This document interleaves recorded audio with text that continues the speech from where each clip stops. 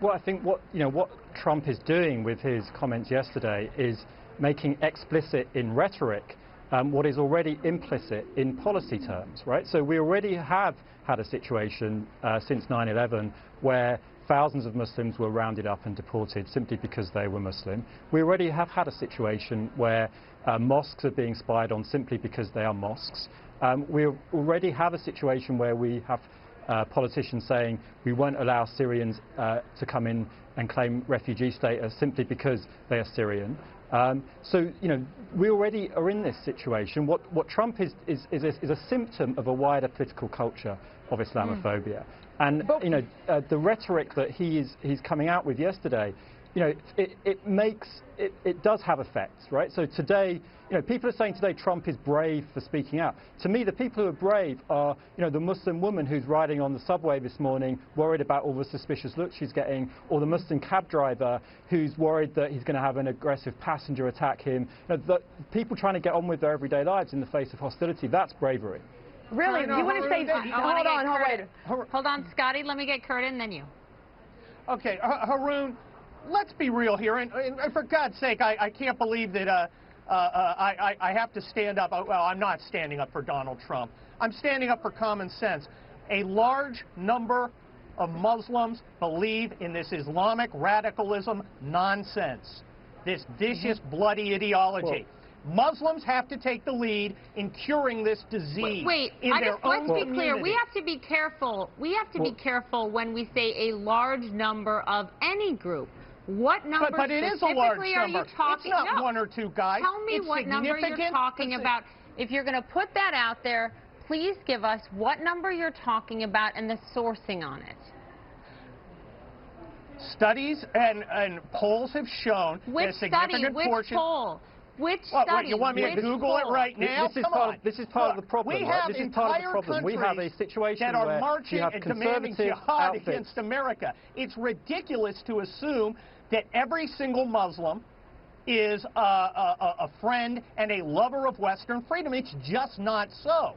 Now, again, I served with Muslims who believe in freedom, who believe in liberty, who don't believe in this sick, twisted ideology. But we have to be realistic. Some of them do, and it's ridiculous to say that every single Muslim is innocent and every single Muslim is good. They are not what I said. Hold on. Scotty, jump in here. Scotty, jump in here. I want to talk about this whole idea of the brave woman on the subway. You know what brave is? Brave is calling out one of the own snakes in your grass that is literally demonizing an entire stereotype of your religion. Brave would be her going to the FBI and saying, you know what, I think my neighbor might be suspicious. And bravery would be once they turned them in, that instead of, if they were wrong, suing them, turn around and suing them for $15 million like we're finding out with the clock bomber, that we said, you know what, you might have been wrong, but thank you for trying to keep Americans safe. That's brave to me, something that we're not encouraging. That's why we're having this problem, because the Muslim community will not communicate with the rest of Americans and say, listen, we are good. All you hear is these select few, and then you hear the CARE suing the FBI in 2011. You simply haven't been paying attention because every Muslim organization has. You haven't been paying attention at all. Yeah, you had the spokesman. You don't have that woman on the subway saying I want to get Arun. Right. So, firstly, simply not true. Every Muslim organization in America has condemned terrorism, has recommended... That is a lie, Haroon. That is I mean, they're not going to... Do you want to let me respond to what you have to say? Let's let Arun finish. I need one voice. One voice. Arun, this is very revealing. This is very revealing, right? I've simply pointed out that America has a problem with Islamophobia, and the vitriol, the anger that Kurt and Scotty are coming out with, the accusations of lying, speaks to the hatred in this society right now. You are demonstrating my point very effectively, right? And if you want to talk about extremism and terrorism, you haven't been paying attention. You simply haven't been paying attention. Let's look at the... I was paying attention last week when 13 were killed, were targeted. Christians and Jews were targeted. They were targeted. You want to let me finish my point? You guys, you said that I'm not viewers. Wait, Scotty, everyone wait. We're not helping anyone if no one can hear you. Arun, please finish your point. So, Scotty, Kurt, you can talk then. So let's look at the trends of terrorism in the United States right now. Firstly, we know that since 9/11, far more people have died in in far right-wing terrorist attacks than in terrorism carried out by Muslims. False. Second, let's look at show your point. The New America Foundation data. It's out there.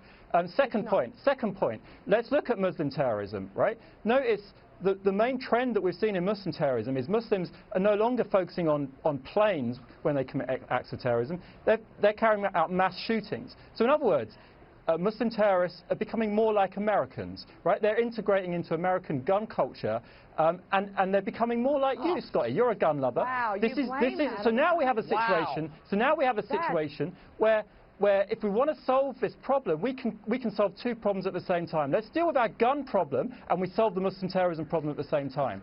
Scotty, your response quickly, then Kurt. I have 1 minute total.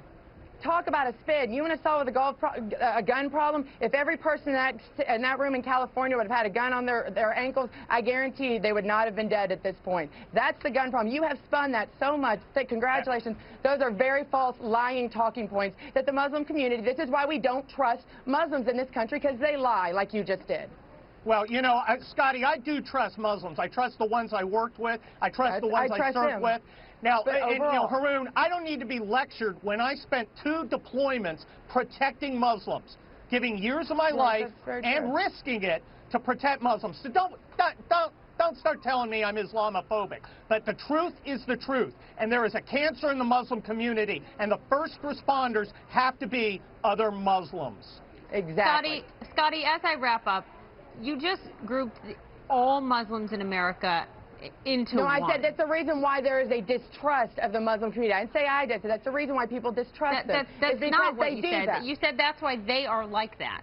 That's why they are lying. Why they are distrusted. That's why we distrust them. If they would be more open up your clerics, open up your mosque. Let us go in there. Let's see what you're teaching these folks. In the Boston bomber situation, we found out afterwards that there were telltale signs those brothers were planning to do something. We're finding out the mother who lived in this apartment where these bombs were being built. She had no clue, or fathers or relatives. Listen, these folks know they're going on, and the Muslims are not turning their own cancers within their own community. That's right there. You want to actually help your community, turn in the bad ones.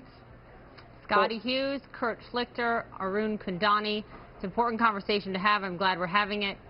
Thank you both. Thank you all three. We'll have you back soon. Thank you all. Appreciate it. Quick break. We're back in a moment. Thank you.